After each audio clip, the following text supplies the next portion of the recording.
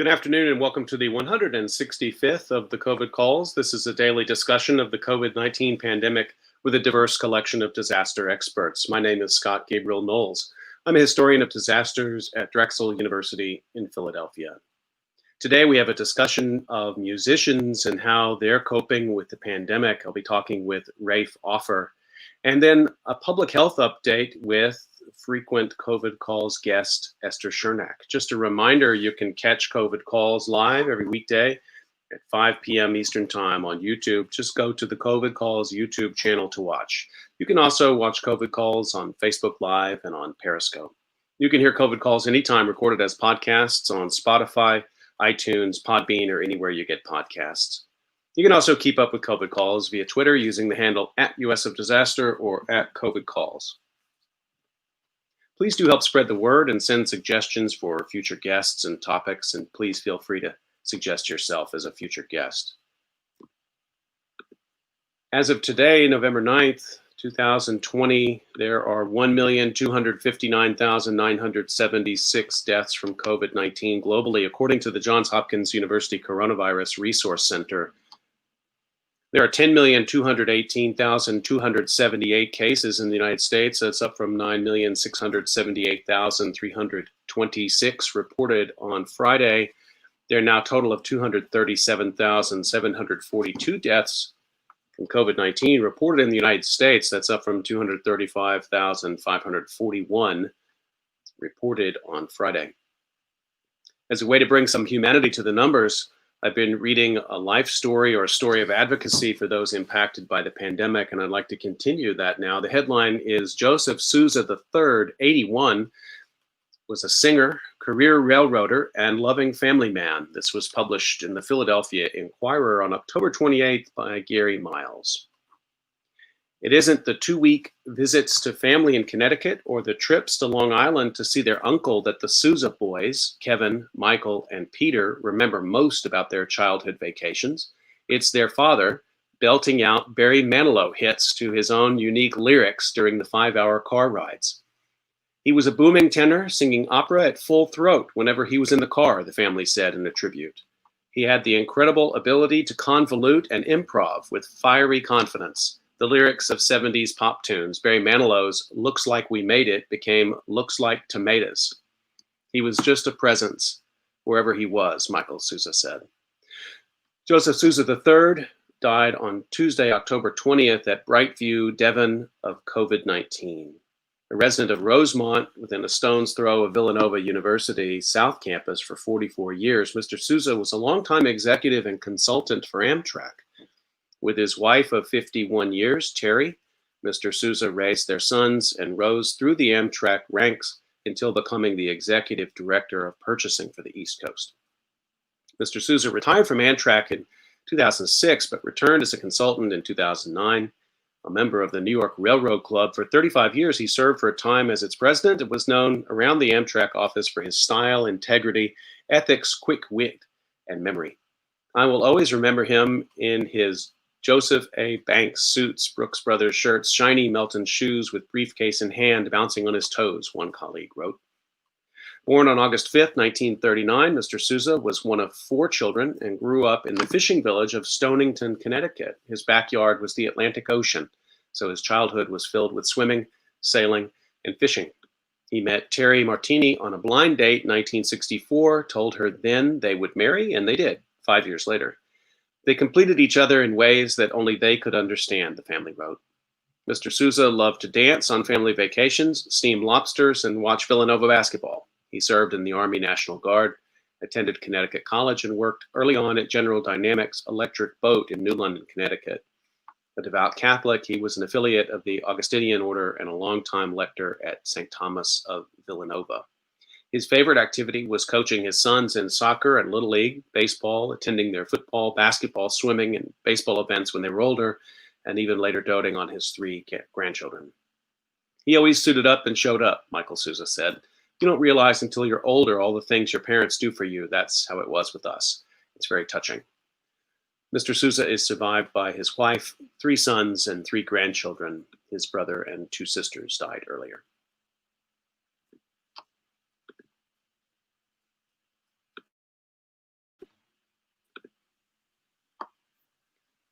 Okay, I'd like to turn to our conversation for today. Really happy to introduce my guest. Rafe Offer has held senior positions with some of the world's largest companies, including serving as marketing director for Disney.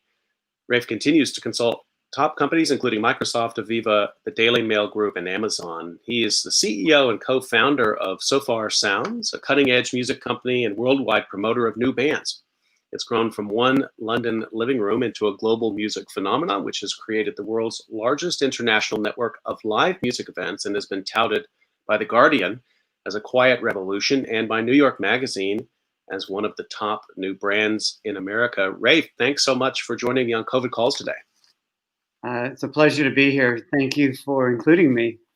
And you, sorry, I was very moved by what you just said, and touched by his interest in music, the gentleman who we lost recently. Yeah, me too. And I think if we've probably all have somebody in the family, or maybe it's us, who likes to take liberty with lyrics. I really enjoyed that part of reading that obituary. Also want to acknowledge you're winning one of the late night COVID Calls awards. And with that, I want to actually just start the way I usually do, which is just to find out where you're calling from and how the pandemic is looking there. I am in London, and we have just gone as a country back into lockdown. So it's different than it was before. It's not as scary or intense. But it is as they say here, a proper lockdown, and it's affecting us dramatically. The rates have gone up quite a bit, the second wave. How are people feeling about that? I know, the political situation there early on was not dissimilar from the United States. There was a lot of sort of pushback and push around, just around who to believe. Has that calmed at this point? People are following public health guidance? Yes, I would say the old adage about keeping calm and carrying on really is accurate. For the most part, people follow what the government says to the letter and are very respectful. The second lockdown it's just easier because people are, they've been there. They're ready. They've gone down that road.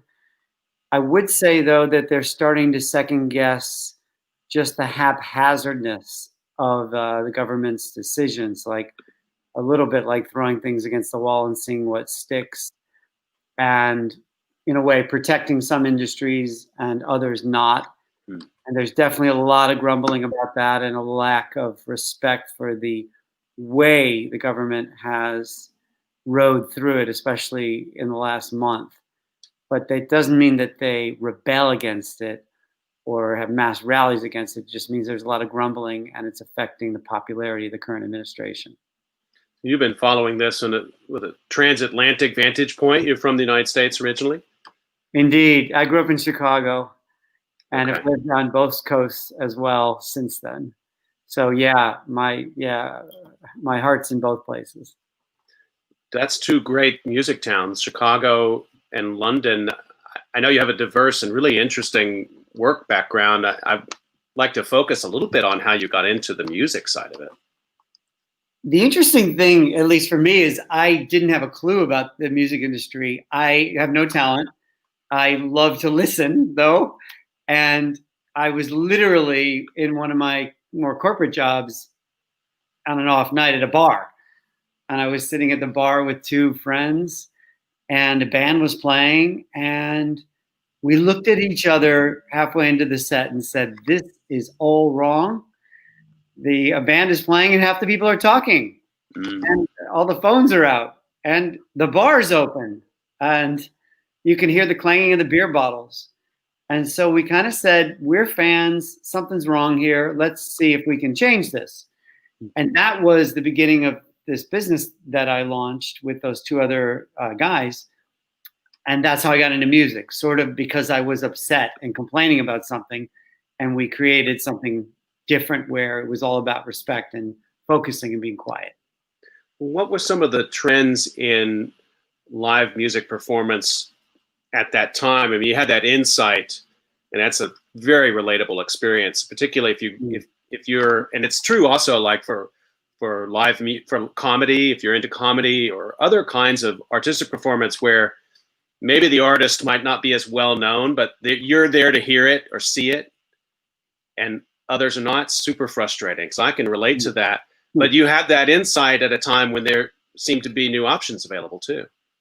Yeah, I think there was two things that really helped. First is we didn't have music industry experience, so we could break a lot of rules, and we did. So like there was a rule, announce who's playing. We said, no, just show up and we'll surprise you. Why do we do that? Because we realized if people are coming, they'll be in more of a discovery mode and they won't come for the first band and leave for the second because they're a fan of the first band. And then we said, we're not going to tell you where it is either until like the morning of. Why? Well, because we only had a certain amount of space. I didn't say that the gigs have been in living rooms. So there's not a lot of space. We can only fit so much. It's private. We've expanded beyond that, but it still is not normal venues. So those would be two examples where we were kind of going the other way. Also, to your question about where things were going, there was a lot of obsession around discovery. Spotify was taking off, SoundCloud, other platforms at the time, Shazam, Pandora. And so there's this sense of, I love to find out, and I can, because the internet allows me to. But what wasn't happening is a combination of discovery and intimacy. Meaning you're with less than 100 people and you feel like there's a happening there.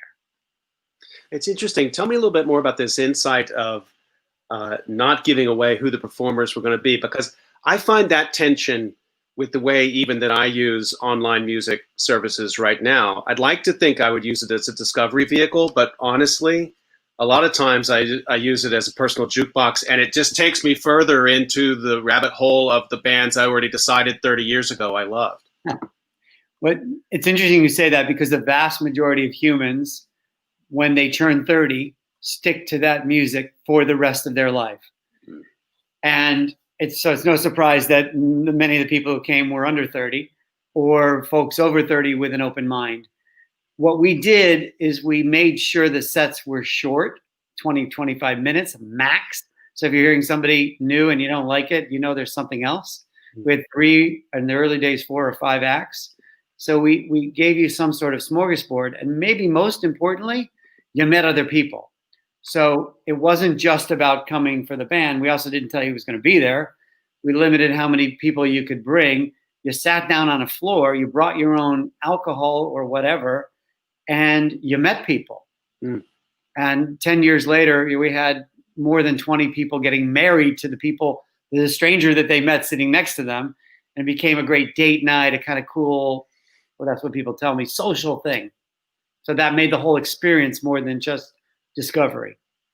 Really interesting insight. So then you said it scaled up to where you were not only doing it in homes, but in venues as well.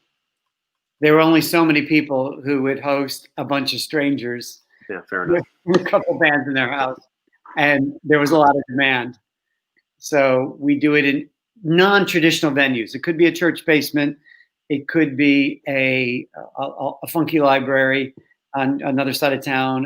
We've had them on boats. We had one on a ski jump. So you never know, but it's always something a bit different because it takes you out of your comfort zone and you behave in a different way, which for us means focusing on the music, not on everything I described earlier. So how did you find artists in this context? Because the music business being what it is now, my understanding, a lot of, I guess, established artists have to make their money with live performance, and that's a big problem this year, which we'll talk about. So can you say a little bit more about this from the sort of artist perspective, the performer's perspective? At the beginning, we begged. So people were like, why would I go play in the living room? I don't quite get this. And we explained it's because you're going to have a respectful audience of people who don't know you. So you might walk away with 75 new fans. And so what started to happen was we were obsessive at the beginning about who played, that there was a good act, a good set of 3 acts, so that if they came, and I'll get to the experience for them in a second, but if they came and you came and friends, you would be ideally blown away because you would expect it was going to be mediocre, but then we would get acts who were really, really good. And so you would want to come back, bottom line, for the fan. And then for the band, as soon as we got them to start coming, they never played events where it was quiet. Never. Except, maybe when they became famous and everyone was singing along with them. So in the early days, and even now still, it's still super rare where there's that respect and where you can't hear a pin drop. And so that became a super special thing. Then they realized that these were all new fans. They didn't have to do any work, meaning you're asked to go play a venue, and many times you have to bring your fans with you. You have to do marketing to get people to show up, or else you're not paid, or you get a cut. Whereas we said, you don't do anything but come and play your beautiful music. That's it. So it became an easier thing for them. Then for the first 5 years, it was purely pass the hat. So we would give them the money. We might use it for a few other things, like making a video or pizza, but we would give them money as well, where they didn't expect anything necessarily. It was donation led. Now that changed later on, but for 5 years, it was purely pass the hat. Just to remind everybody, you're listening to COVID Calls. I'm talking to Rafe Offer about the experience of musicians and music in this pandemic. So let's make that turn. So thanks for that background. And so now we enter 2020, and suddenly, I don't know when it dawned on you. It took me a little bit longer, maybe, but you start to realize, like, not only is this going to affect my shopping and work and everything else, but we're not going out to hear live music. Devastating. And I don't think it dawned on us until we were looking at this thing that wasn't going to go away really quickly. And it was only months later where you start to realize how one thing leads to the next, leads to the next. So many of these artists, as you mentioned earlier, Scott, come from a place where most of their money is from playing live gigs. Not necessarily a good living, but it's something. And so that overnight wiped away. And then even acts that we've all heard of, their livelihood changed. So for the artists, the thing that they could rely on most is gone. And then the government doesn't necessarily have their back. Furlough programs and other support does not necessarily go to that freelance person who doesn't make a consistent living. And that's anyone in the arts and other industries, I'm sure, as well. So there wasn't a backstop. So then they looked, we'll get to that, but then they looked online, and we'll get into how that's become a thing. But absolutely devastating. And then the other effect is on the local venues. You're in Philadelphia, there are going to be cherished venues that are on the border of going out of business. And so how can they then also be saved? How can they get through these hard times? And then what about all the people who are doing sound or lighting or stage design if it's the theater? I think we're only coming to grips with that. And even when people say we're going to get back and everyone's going to rush back to live music, well, do the same fans have enough money? Because they might have lost their jobs as well. So it's pretty devastating, to use that word. So just to sort of stay with this, so how quickly were you able to transition what you were doing with so far into something that could accommodate this new reality that we find ourselves in?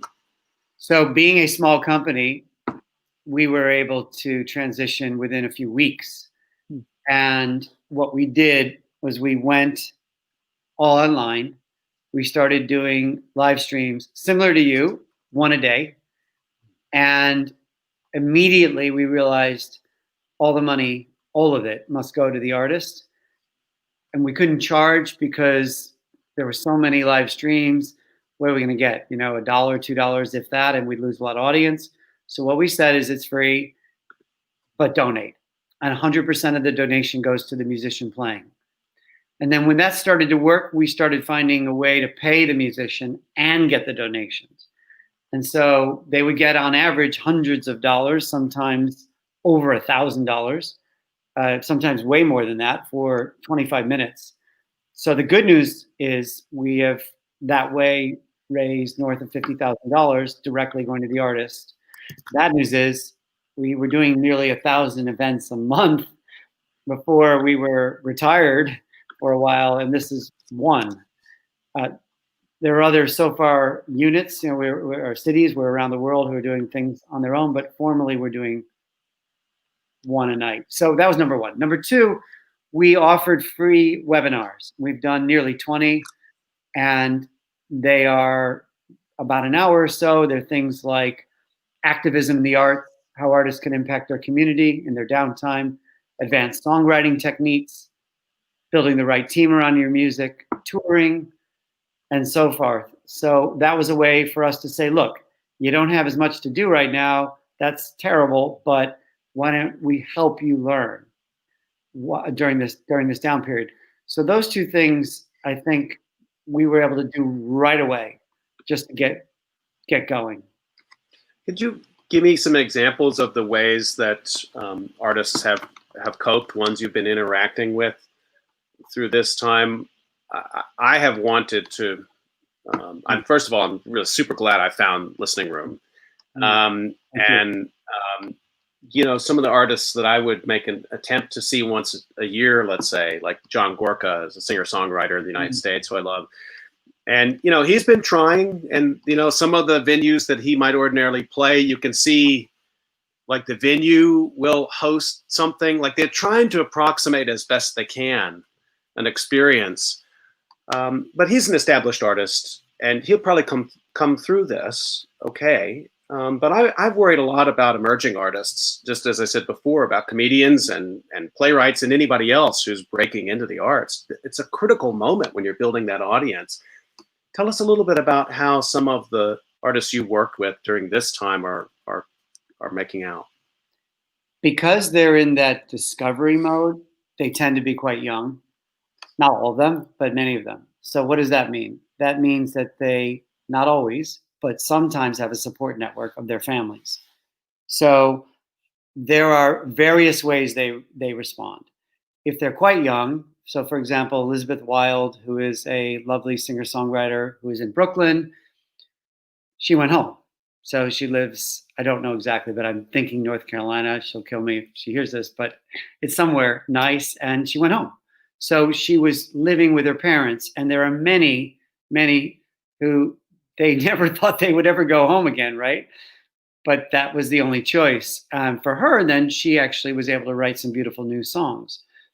So I would say that's more on the lucky side. Then you have an artist who might be a bit older, who is making their money, making enough money, but they are married and they have a kid. And what do? So that's a heavier lift to go home.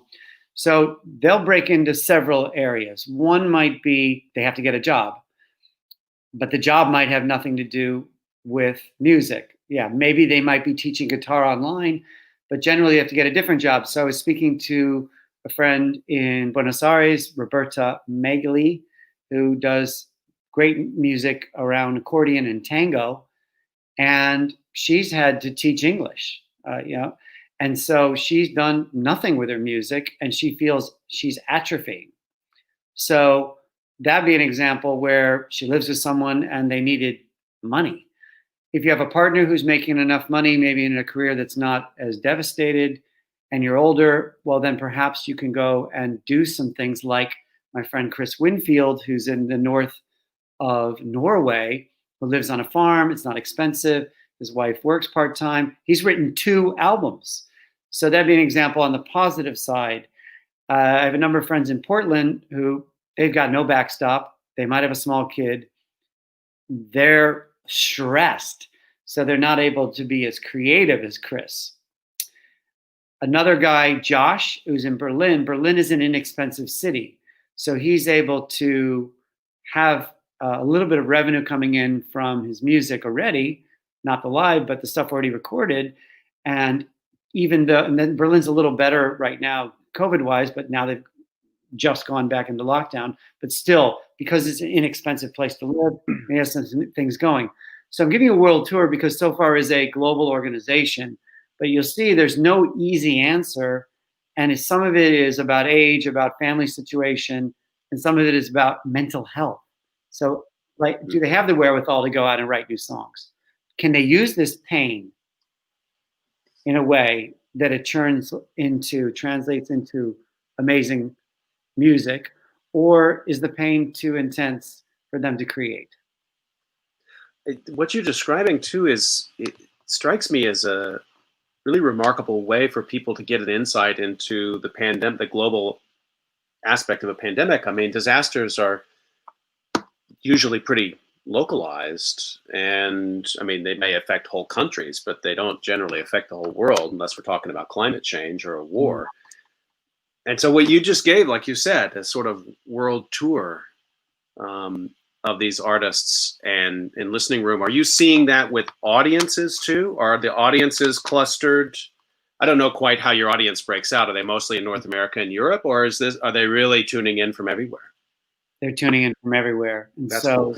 yeah, and that's definitely a positive about the listening room, that these artists can be exposed to people who would never discover them in a room in Philadelphia. And that's super exciting.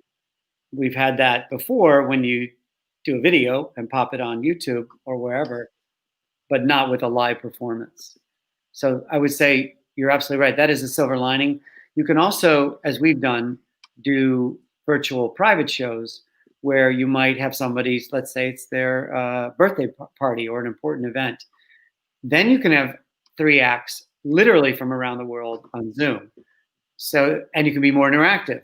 You can actually interact with all of the audience because you're talking like we are. Mm-hmm. So there are some advantages that may be enriching to the artist's career. They don't replace the real thing, but there's some positives. Just to follow up a little bit too on the kind of themes that you're seeing emerging. I mean, it's this is a year of many disasters converging all at once.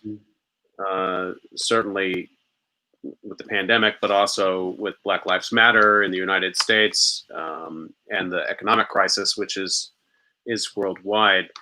Are you seeing that in the themes of the? I mean, you kind of, it's an interesting way to talk about having your finger on the pulse of kind of emerging trends in music right now, and not waiting for the recordings to come out through the big, whatever the labels tell us this time means. That you're getting a chance to hear what this time means to artists who are literally making it in the moment.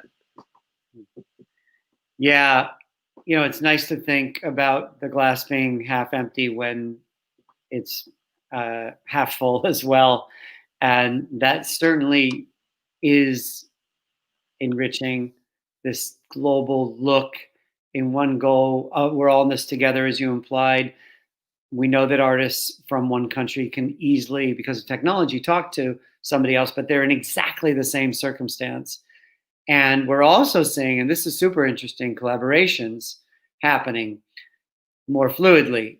So an obvious example would be a band that separated because of COVID. I have a friend, Josh Whitehouse, who's from London but is in LA, and one of his bandmates is in Australia, New Zealand, and then another's back in London. And so they can do concerts and create things from those 2 places that are so far away. That wouldn't have happened before. And COVID, as terrible as it is, accelerated that. I wouldn't have thought about that. And of course, I guess up until the summer, certainly in most places in the world, people were being strict about lockdown. They were not getting together. And so you are literally seeing, I hadn't thought about that effect of artists sort of being able to discover a way to continue to work, even if they couldn't be together. What about artists who would be younger? I'm wondering about that too. Is there an age limit? Is this, usually for playing in clubs, it's 18 and up in the United States. And this seems to open up a possibility for younger artists as well. Yeah, it's so true. So we've never had an age limit, so far sounds. It's really been the limit around talent. And so we've had quite young performers. In fact, fun fact, we believe Billie Eilish, her first ever concert was at SoFar, and she was 14. No kidding. So, yeah, crazy. That's awesome. That's amazing. So, yeah, no one knew her really, and she played beautifully, and she's done really well. So that was about talent. It wasn't about, oh, she's 14. We can have younger ages, and obviously TikTok has been huge for those under 20. And I think, again, both with what we're doing, but anybody on the planet who wants to have a non-bar related real life, or as you imply, virtual event, it is much more open to anyone of any age. And the world is obsessed a bit with youth in terms of music. It is like, oh, that person is only 18. So it does play into a theme that's already happening before, that people are keen or crave the next big thing, who happens to be probably somebody quite young. And now they have even more options. Just a reminder, you're listening to COVID Calls, and I'm talking to Rafe Offer about music in this time of the pandemic. And he's a co-founder of Sofar Sounds, and we're talking about Listening Room, which is an online performance and listening venue that has been adapted to deal with COVID-19. So, Rafe, I don't know where we are in the pandemic. I'd like to think we're at least halfway in the United States, but I'm not even so sure about that. But there will come a time in the next year or two in which there'll be a chance to go back out and go to live venues. In other parts of the world, I think that is probably already starting with social distance and outdoors. What do you see? I mean, you're a person who knows the entertainment industry really well. Are we going back to music? I mean, are you going to look back at Listening Room was a sort of a moment of adaptation, or is this a kind of a trend this hybridity is really where we're going to live from now on, do you think? It's a great question. No one has the answer, but we can predict. I think hybrid is exactly the right word. I think virtual concerts are here to stay. I think what you're going to find is the fusing of the two. So, for example, if there's a gig at Madison Square Garden and it's sold out or too expensive, you may be able, at a fraction of a price, to easily watch it online. Let's say the paywall is $5 for a gig that add a zero to that, or two zeros in some cases. And so the online experience is now pretty good. And then there'll be other options where the artists and their promoters can make money and the fan can get involved, such as a green room that is virtual. So we mentioned Billie Eilish before. When I saw her as she was getting bigger here in London at one of her gigs for about 1,000 people, yeah, I got to go backstage, kind of fun, and talk to her. But you can do that then with many more fans virtually, and you can charge for that. So maybe there's a certain limit to those who can see their favorite artist who they're not seeing in real life, but it's the same concert. Then we move to merchandise, which has always been huge in real life, but why couldn't one create something just special for that night that is online? Maybe, Scott, you need to do COVID Calls merchandise. So you'll have to talk me through how to think about that. Yeah. But so you can buy a t-shirt of your favorite band or whatever, and that can be online. So all of a sudden, you're opening up the amount of fans dramatically, not to mention globally. Or let's say, you're just afraid to be out or don't feel like getting out, but you can watch it online. But it becomes, as you said, hybrid or even, connected more intimately together.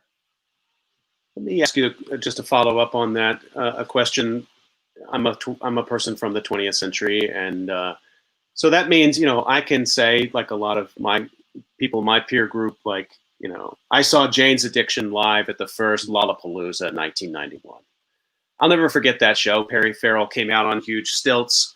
It was quite a show, and part of that experience was not only the act and the loudness of it.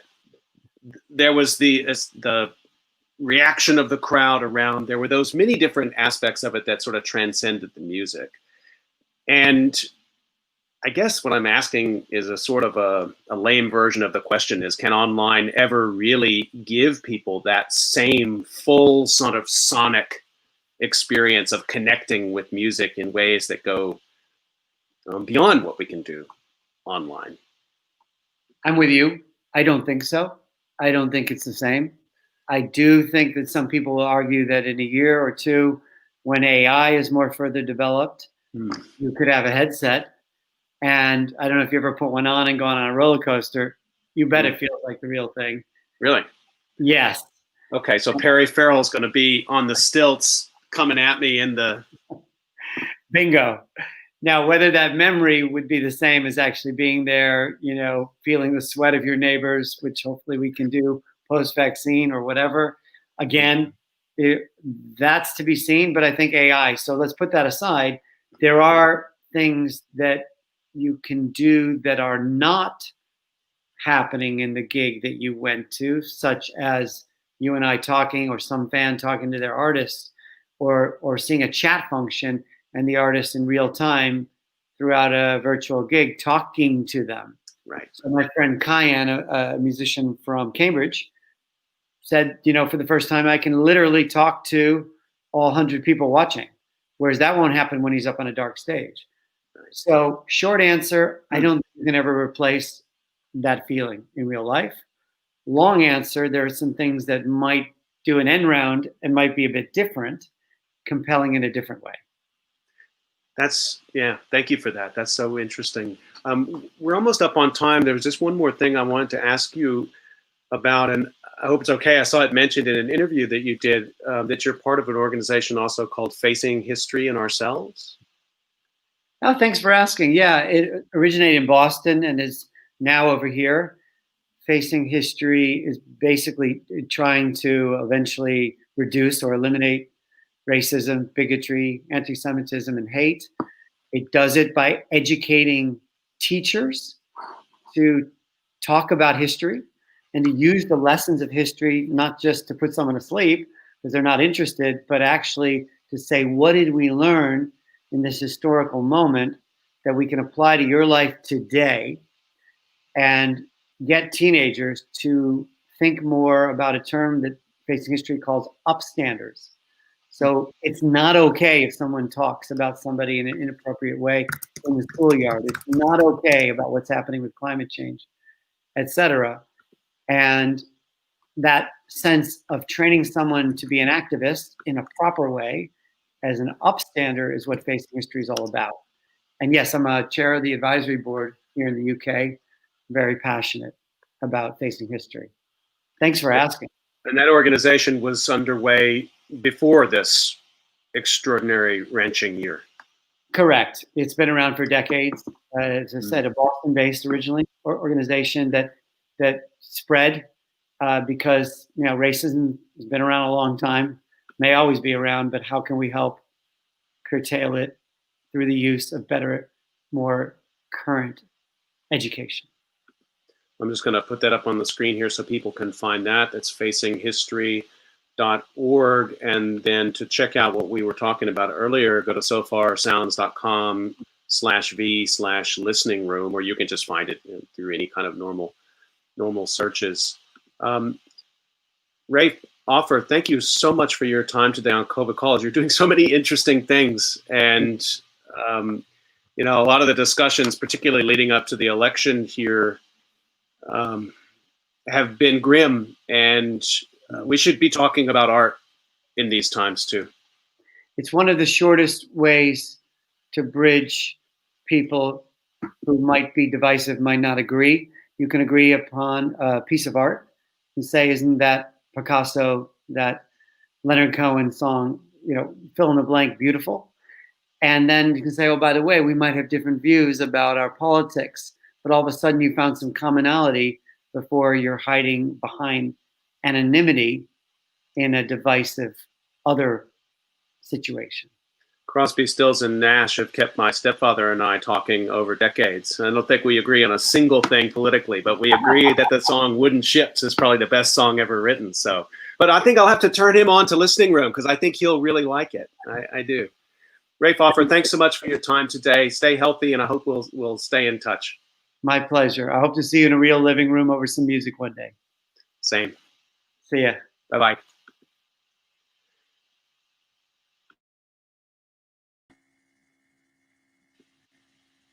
That was a great discussion. I'm going to turn to my second guest today, Esther Chernak, and everybody knows Esther Chernak if you've been following COVID calls, but let me just introduce her again briefly. Esther's professor in the Department of Environmental Health in the Drexel University School of Public Health, and she has a position in the Drexel University College of Medicine. She's the director of the Center for Public Health Readiness and Communication at Drexel, and prior to joining Drexel in 2010, Dr. Chernak worked at the Philadelphia Department of Public Health for over 25 years. Esther, good to see you.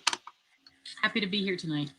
So I didn't bother you on election day. It wouldn't have mattered even if I had, because there was no immediate results. But I was so eager to talk to you after the election was over, just about what you thought's going to happen in this interregnum period. And before I could even formulate a question, President-elect Biden has put forward this COVID-19 task force. So I want to start with that. We have a few things to discuss, but let me just start with that. Were you surprised that it came together so quickly? And do you know the names of these people who are on the task force? I know a number of those names, sure. I'm delighted that he didn't waste any time pulling it together. And even with his acceptance speech over the weekend, you know, he focused quickly on how his first agenda item is going to be to address this pandemic. And everything will come from that. And so it's a relief. Honestly, it's a relief. We still have a huge amount of work to do to get this behind us, but at least it's a step in the right direction. And he's pulled together a cast of, you know, of stars. These are really some of the smartest people working in this country in the field of public health and infectious disease control. So it's a great group. It's refreshing to see science inform public policy with respect to this pandemic. It's not gonna turn around on a dime, but at least he's starting to think about it, and it's confidence inspiring. And I think hopefully, as president-elect, he can use that position at least as a bully pulpit. You know, he's not going to be able to invoke the Defense Production Act as president-elect, but he can talk about masking and modeling protective behaviors, and hopefully ways that will make a difference in terms of some of the critical non-pharmaceutical control measures that we need. Have you ever seen anything like what we're going to see over the next 2 months, where you have a sort of external political force that's going to be pushing a public health message while you have a formal political force that's pushing a secondary message? I've been racking my brain all day to see if I could think of a model for this. I can't. I can't either. What I'm wondering is the degree to which the legacy lame duck administration is going to be interested in this pandemic.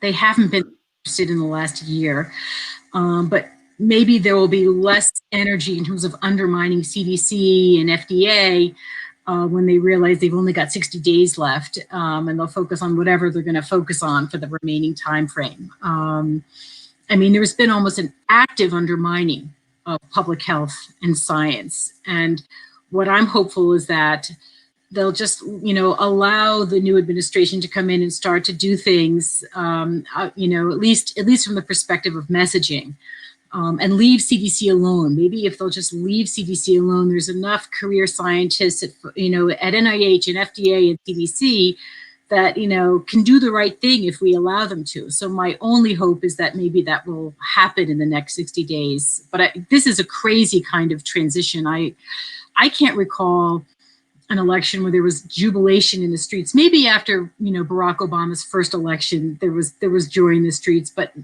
this was pretty remarkable what happened this weekend, I thought.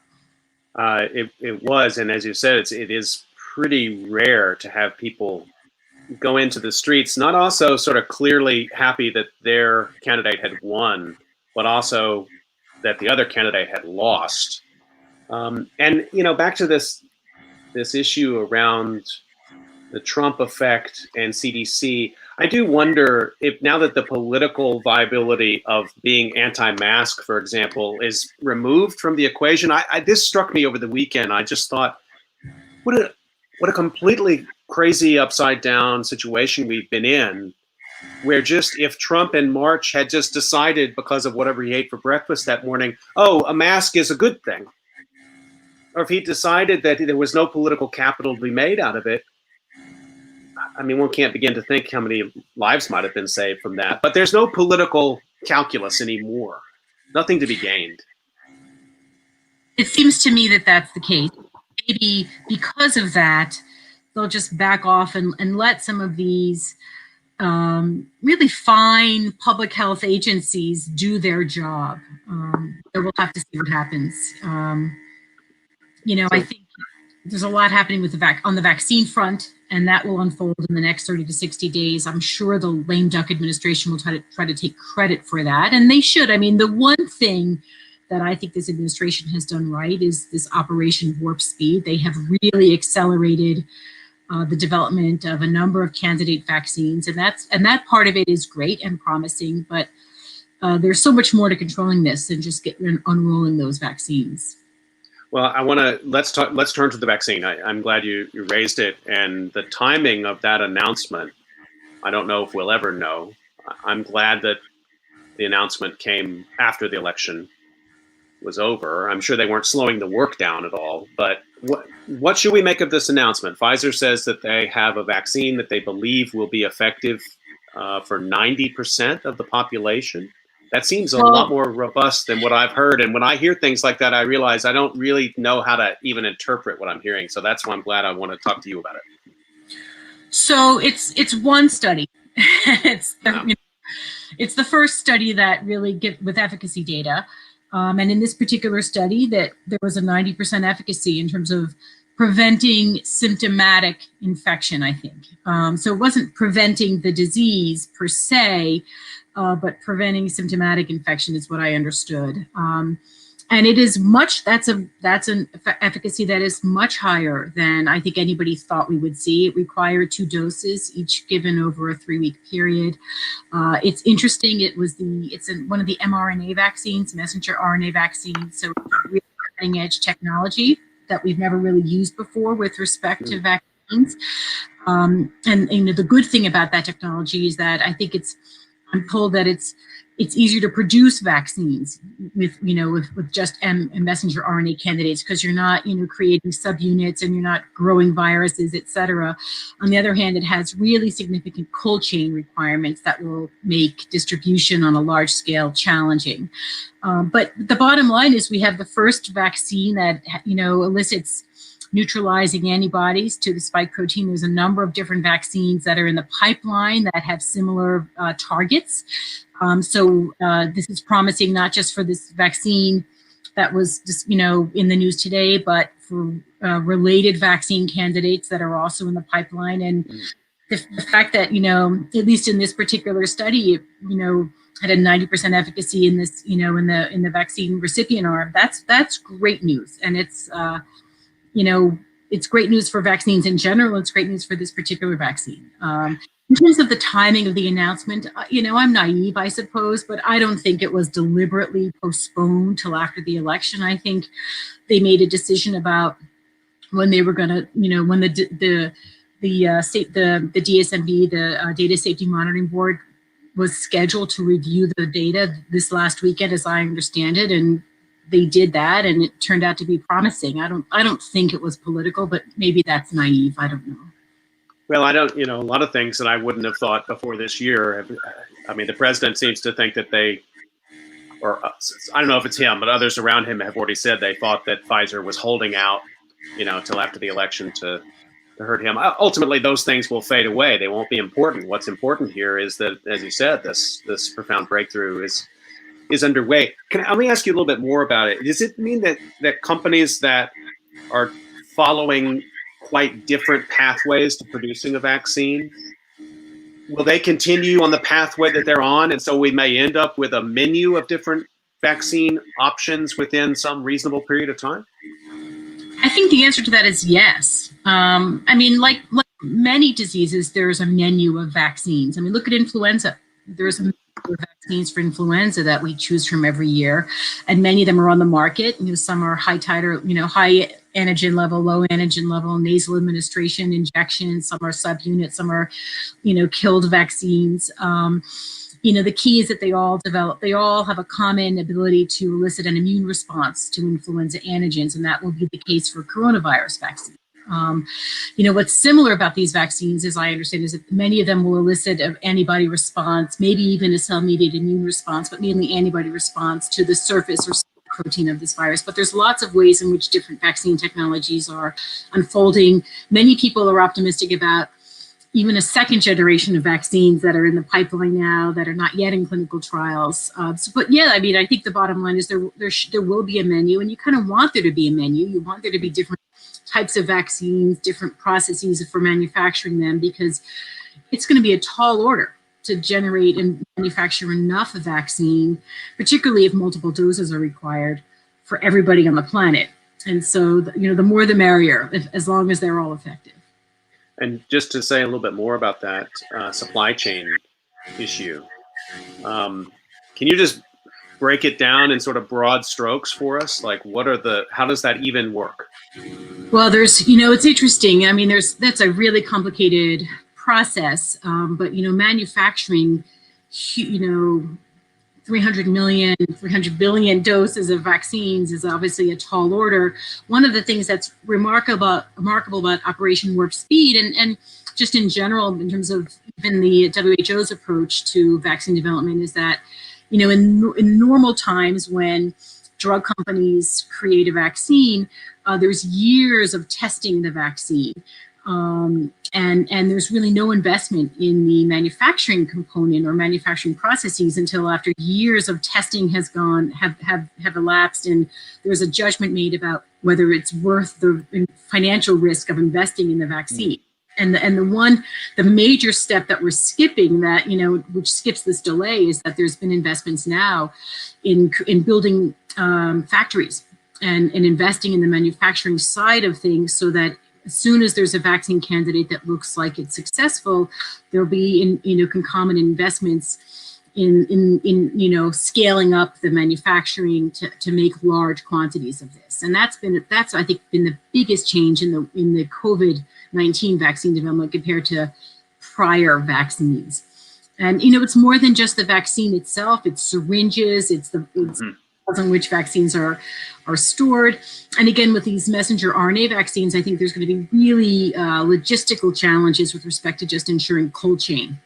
These are vaccines that have to be stored at like minus 80 degrees. So we're talking significant cold chain issues with the mRNA vaccines, just in terms of the stability of that molecule. So there's different logistical challenges, and so the different types of vaccines that will be available might have different logistical solutions or challenges as well. And all of this is going to have to be solved, which is sort of why this is fantastic news, but it's not going to be anything that helps us with this pandemic for the next 1 or 2 months. This is, in the next year, we can look to see how these become available and can be distributed on a lot larger scale.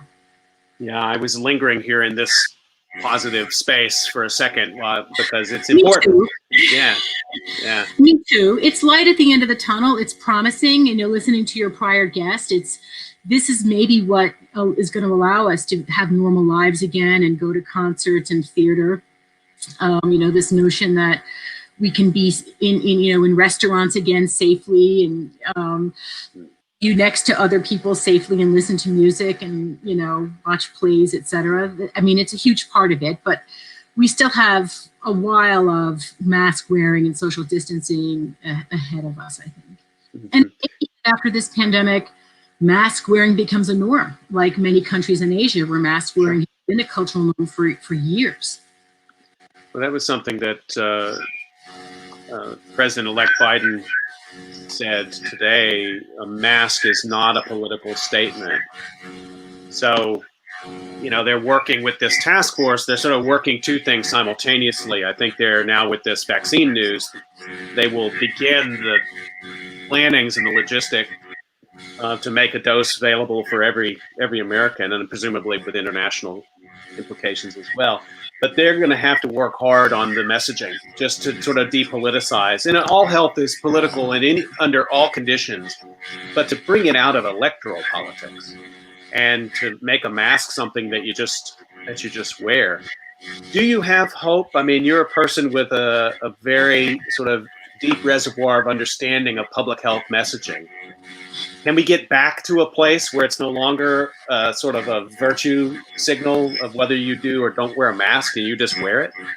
It's a good question. I mean, the whole issue around messaging or related to vaccines is fraught with all kinds of bias and maybe is unique. In terms of mask wearing, I mean, it's actually insane what's happened here when you think about it. And what I wonder is, we are now seeing this virus surge in parts of the country where there aren't going to be healthcare assets to really adequately respond to the virus. You know, we're seeing huge numbers of cases in northern Midwestern states and rural parts of the country, which have limited access to healthcare assets. You know, these are, many parts of rural United States don't have access to to hospitals, and we're already seeing hospitals full up, ERs full up, intensive care units full up, and it may be that some of those communities that had been so oppositional to mask wearing recognize that this is real, and that maybe simple prevention measures are worth implementing. I have no idea. I mean, the wearing of masks has become part of this tribal signaling that's really profoundly tragic. And we could say that today, but I say that with an eye towards what's going to happen 2, 4, 6 weeks from now, because turn pandemics on a dime, it's particularly this pandemic. When you start to see, when you think about New York City, and Europe in March and April, where we had, dramatic increases in cases and really full up hospitals, we started to implement these, draconian lockdowns just to try to get control. It took 4 weeks to really start to have, some degree of relief, at least in the context of healthcare. And so we're going to see that. We're seeing that now. I mean, we're at a point now where we're at well over 100,000 cases a day for the last week or so. The last several days, that means 1 million new cases every 10 days. I mean, that's a terrible place to be right now. And, we're going to start to see a lot of pain in parts of the country that don't have the healthcare to absorb this. And we're going to see that here as well. I mean, even in places like the Northeastern United States that suffered in March and April, lockdown, did social distancing, we're starting to see increases in cases. We haven't had the huge relaxation in terms of social distancing that other parts of the country have, but we're seeing lots of cases, and we'll have to see how long we can sustain even what we're doing now. I think mask wearing is really critical. And I'd like to think that, some of the folks who were so anti-mask wearing will start to recognize that it's a simple thing to do that can make a big difference in their health and the health of people around them. Yeah, it's, again, I'm struggling for historical analogy. Of course, I'm always trying to find some history, ledge to grab onto to help me out and understand. And we've been in terra incognita so much this year. I mean, even back to this vaccination issue, because there were a lot of people with progressive politics who ordinarily would be not folks you would consider anti-vaccination. And in the last couple of months, they've been using anti-vaccination kind of language, saying things like, well, if a vaccine comes to market under a Trump administration, I won't trust it. I've heard a lot of people say that.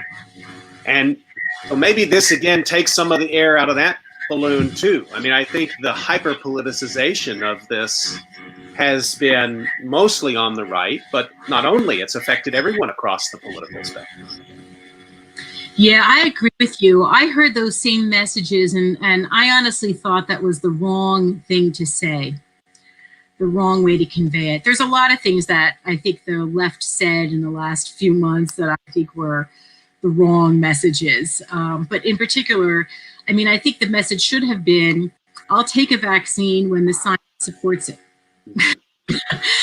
And not connect it to whatever administration that happens under. Right. Yeah, I mean, because I didn't, I think it was easy to hear that and think, people are against the vaccine now. And I think that's not what people meant. No. That's what you could hear if you were, listening for anti-vaccine, content or, anti-vaccine sentiment. And that's not what I think people meant.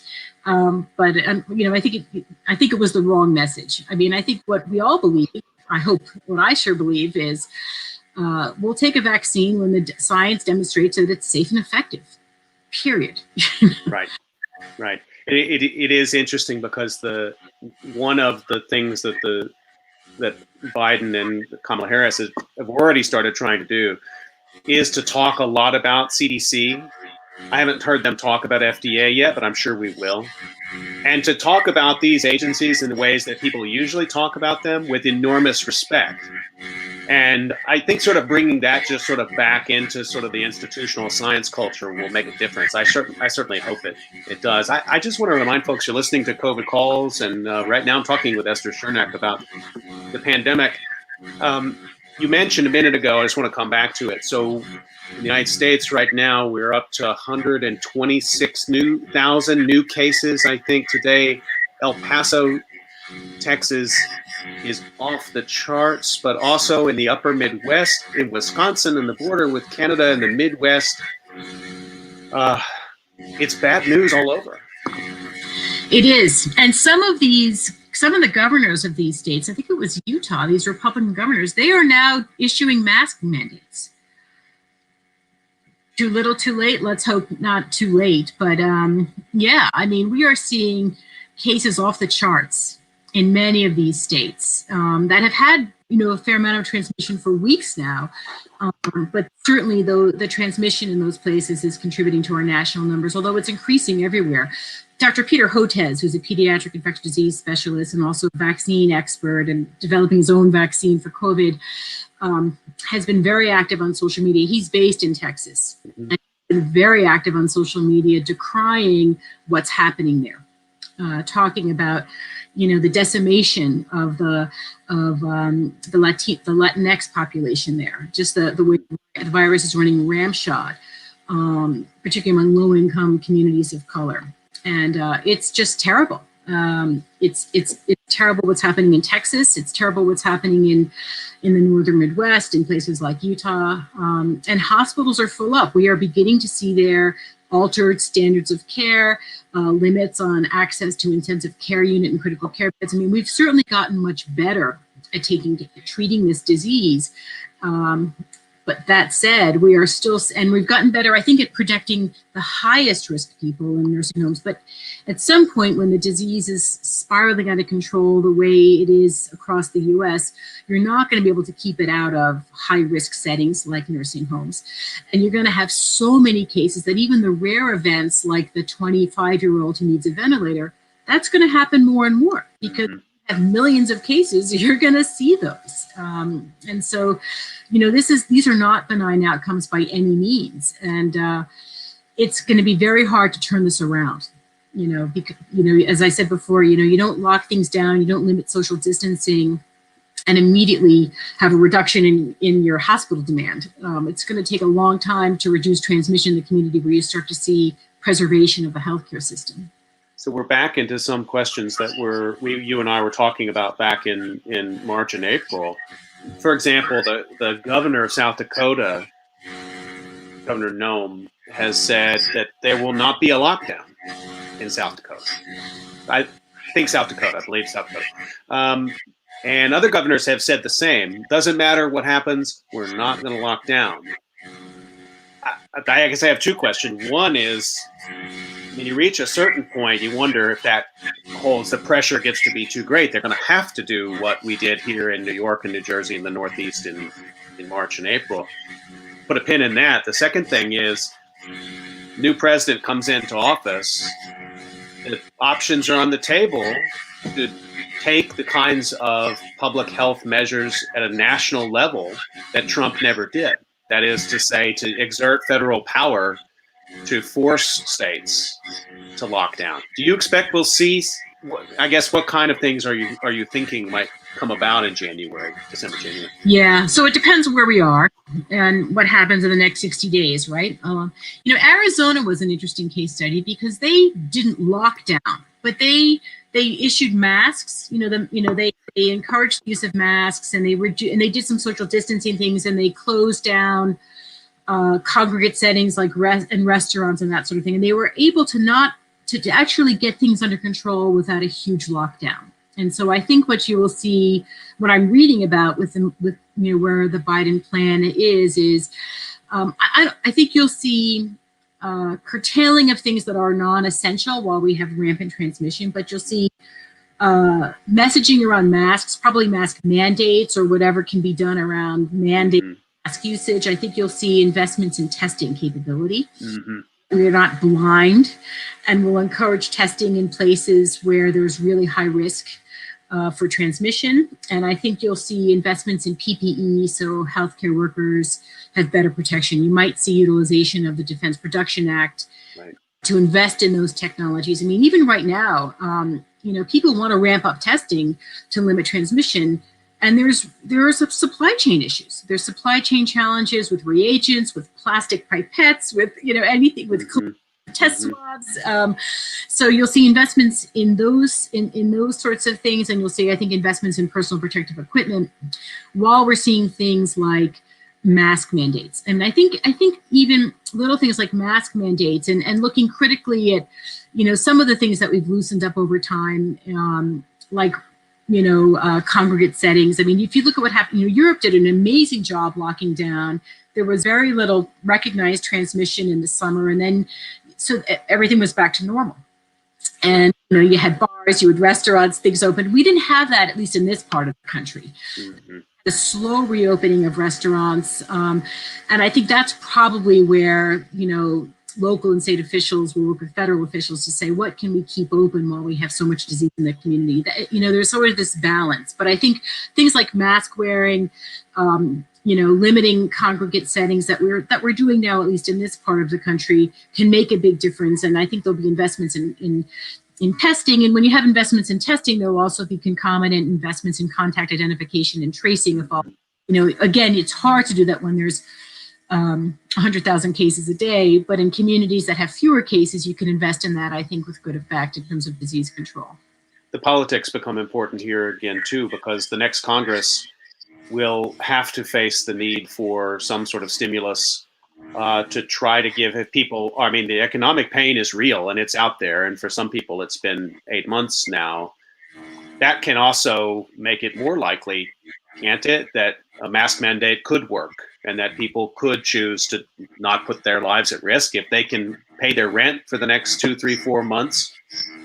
Yeah, that's a great point. And part of the control measures has to be an economic stimulus. People talk a lot about paying restaurants and bars to stay closed, allowing these businesses that, need to be open just to make money to be closed for a period of time, so that we can do things like social distance and wear masks and get this under control. I mean, it's interesting if you look at some countries in Asia. I happen to have a son who's living in Japan. He's been there since March. He works in a restaurant. He's a chef. He works at a restaurant and he's working. Been working for months now. And if you think Japan was one of the countries back in March and April. That was you can't go near to Japan. It was one of the worst countries to go.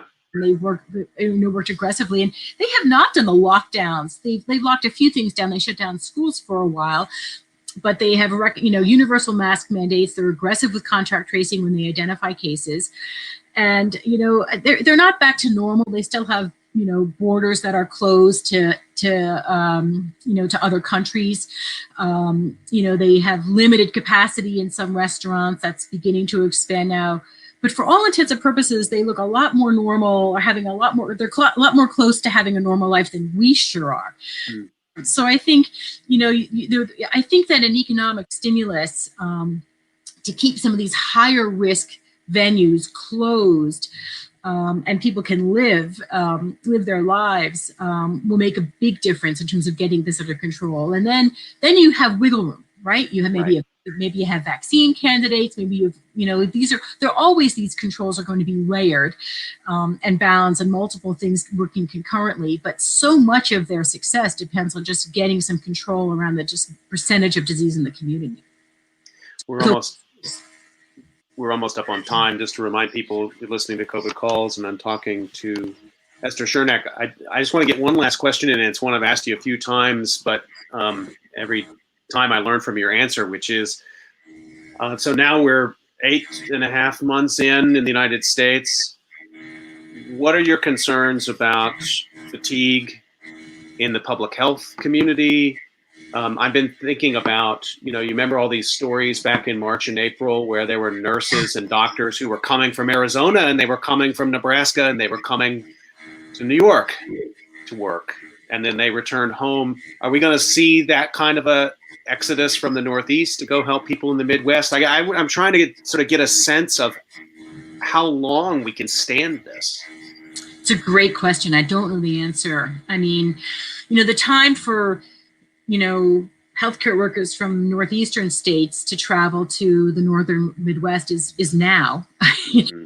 Yeah. I mean, if you look at the news, you'll see, nurses and doctors and other healthcare professionals in some of those hospitals in Wisconsin and Utah and North and South Dakota talking now about how exhausted they are. And I don't know if we're going to see that. We're starting to see hospitalizations creep up here, although not nearly the way it was back in the spring. But the time for that is probably now. I think, there's real huge capacity issues. It's not just PPE, it's people and it's beds. It's more than beds. It's human beings that have to staff those beds. So the time for that is probably now. And it's worrisome when we start to see numbers of cases creep up in other parts of the country that could in fact be supporting the hardest hit. So it's hard to know. And I worry about the public health workforce as well. I mean, this is, the public health workforce is used to doing a lot with a little. It's used to working hard and going from one crisis to another, but this is unparalleled. And, it's hard to know how long we can sustain this. And, we're going to, if all goes well, we'll move from, non-pharmaceutical interventions to vaccine distribution, which is also going to be a huge amount of work. So I don't know how long we can take it. And I worry, I mean, you talk about COVID fatigue on the part of the public and, I'm hoping that actually the specter of a vaccine being available within 6 months, and I don't know if that's the right number, people a sense of, okay, I can do this a little bit longer. I mean, it's worrisome right now because it's November and we're heading into colder weather and people are going to be inside, not outside. And those are all things that facilitate viral transmission, which is challenging. Plus the ordinary flu season, plus the seasonal affective and the holidays and everything else. I mean, it's one thing to be scrappy, and you've described public health departments as that, and we all know them to be that way. It's another to ask them to keep on a pandemic footing for this long. I hope you're right. Maybe the vaccine somehow offers some kind of a psychological gestalt. People can begin to see it a little bit differently with some hope. It's hard to know. It's really hard to know. The next few months are going to be very tough. I mean, you've heard many people, some of whom were on Biden's COVID task force, saying these are dark days. We are entering into a really dark period. And I think we are. I wish that were not the case, but I think we are, particularly here in the Northeast. We've got, the sun setting early. These are short days, colder weather. These are going to be, the next month or two are going to be tough. Esther Chernak, always great to speak with you, reminding everyone that you can catch COVID Calls every weekday at 5 p.m. Eastern Time. Tomorrow I'll be talking with Alondra Nelson, the director of the Social Science Research Council. Please do join me for that. And Esther, I hope it won't be too long before I can get you back on COVID Calls. And thanks, as usual, for responding to an invitation on almost no notice. It's great to see you again. Thanks. Take care. Of course. Thanks for having me. Stay healthy, everybody. See you tomorrow, 5 o'clock.